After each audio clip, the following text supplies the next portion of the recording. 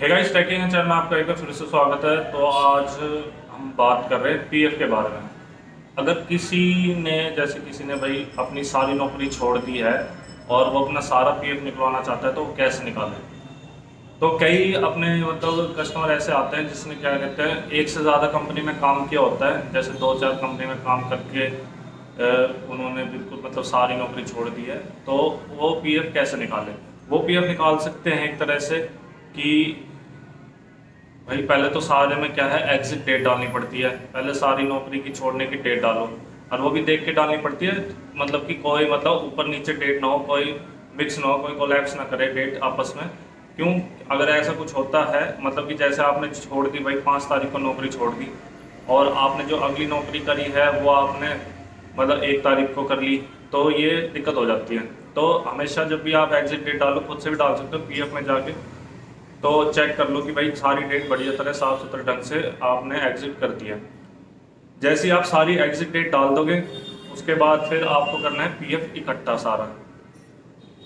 ये भी आप खुद से ही पीएफ में जाके कर सकते हो। पीएफ पे जाके आपको वहाँ पे ट्रांसफ़र का आता है, ट्रांसफ़र आप वहाँ से कर सकते हो सारे। तो पीएफ में जाके आप अपने सारे पैसे ट्रांसफर कर सकते हो, जितने वहाँ ट्रांसफर क्लेम का एक ऑप्शन आता है, वहाँ पे जाके आप अपने सारे पैसे, लास्ट वाली कंपनी में आते हैं सारे पैसे जितने भी हैं। और ये आपको ये ध्यान रखना है भाई लास्ट कंपनी में आपको 6 महीने तक नौकरी करनी होनी चाहिए, जिससे कि आपका पेंशन भी निकल जाए, एक 10C का फॉर्म भर जाए और आपका एक 19 वाला। अगर आपने लास्ट कंपनी में कुछ दिन काम करा है या 1 महीना काम करा है तो भाई आपके पैसे नहीं निकल पाएंगे सारे, ये बिल्कुल आप ध्यान रखना। क्यों, अगर आपने लास्ट कंपनी में 1 महीना काम करा है तो नहीं आते। पीएफ वालों का रूल है ये, आपने लास्ट कंपनी में एक तो 6 महीने तक नौकरी होनी चाहिए लास्ट कंपनी में, और दूसरी बात यह है उसमें आपका जब भी आप नौकरी छोड़ो 2 महीने तक उसमें कोई पीएफ नहीं कटना चाहिए। 2 महीने के बाद ही आप उसमें पीएफ उसमें आप विड्रॉ करवा सकते हो।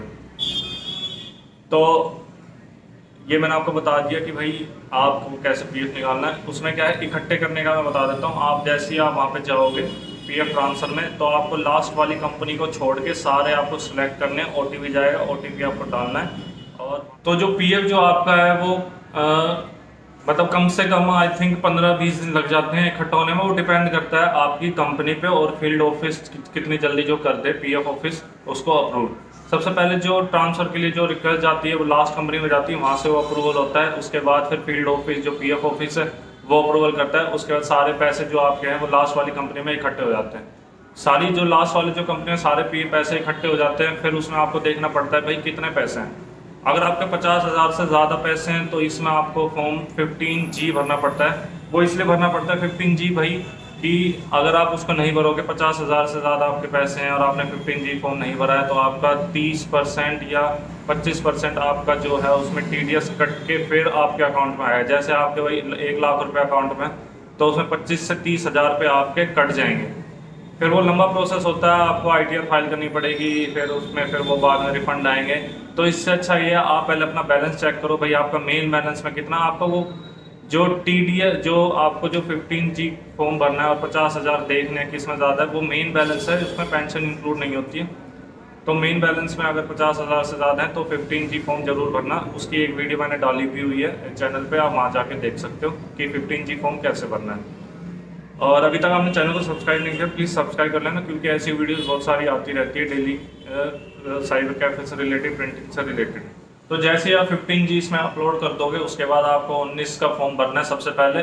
उसके बाद आपको 10C का फॉर्म भरना है। जैसे ही भर दोगे उसके बाद 15 से 20 दिन में आपके जितने भी पैसे होते हैं सारे आपके अकाउंट में आ जाएंगे और आपका कोई टैक्स भी नहीं कटेगा। और स्टेप बाय स्टेप मैंने आपको सारा बता दिया है। और ये वीडियो आपको अच्छी लगी तो चैनल को जरूर सब्सक्राइब कर देना और वीडियो को लाइक शेयर कमेंट करना ना भूलना। और अगर मैं कुछ चीज़ भूल भी गया हूँ तो आप मेरे को कमेंट में जरूर पूछ लें, मैं वहाँ पे आपको रिप्लाई दे दूँगा। Thank you.